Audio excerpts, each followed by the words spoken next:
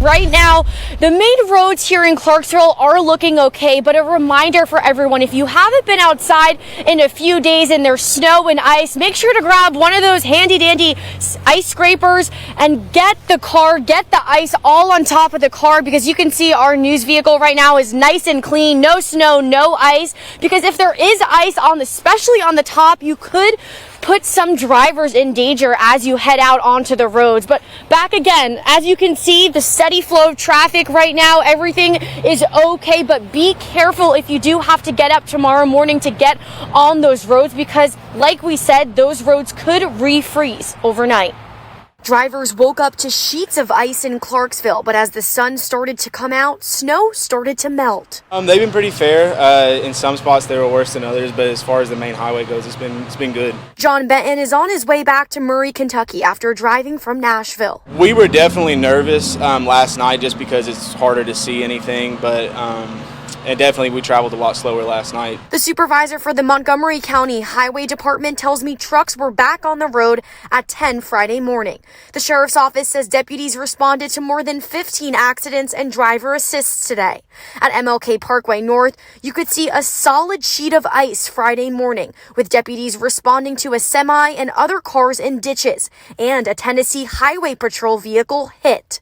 But the melted snow did not stop people from getting out. The first time out, yeah. We didn't want to go out yesterday before they had any roads cleared or anything like that. And how was it getting here? It was okay today. Pretty easy. The highway supervisor tells me the sun really helped them make a lot of progress today. But again, as these temperatures continue to drop overnight, these roads could refreeze, making for those icy patches. Folks in East Nashville are really embracing certain aspects of the winter weather, including night sledding.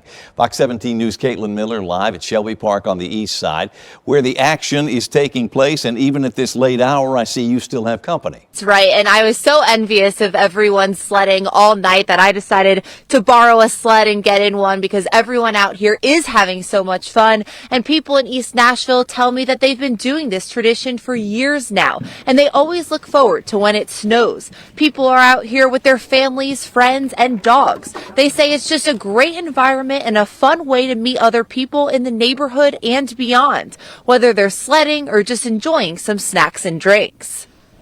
Anytime we get a big snow event, we come out here and we set up shop. We've learned our lessons over the year, so we bring all of our supplies.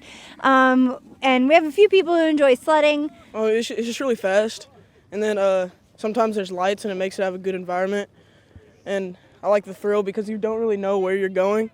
Well, Scott, like I said, I was envious of all the sledders that I'm about to go down the hill and race my new friend over here, so 10 earthquakes in 10 days reported in the Lugoff-Elgin area of the Midlands, ranging from 1.7 to 3.3 in magnitude. Well, if you haven't felt an earthquake before, it might be scary to you, but for a seismologist, it's not particularly scary.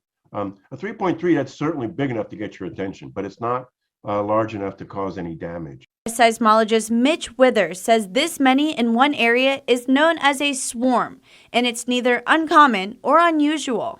Where instead of waiting to release all that stress in one big earthquake and then in several little ones, it just sort of creeps along and releases them in several, many more smaller earthquakes. Take a look at this video capturing a 2.2 magnitude quake in Jenkinsville, where they also had a swarm back in October of 2021. A 2.2 is very, very small. It's just right on the threshold of people being able to even feel it. So you might be wondering, when would there be a concern? If they were getting larger and more frequent, that might cause us some concern.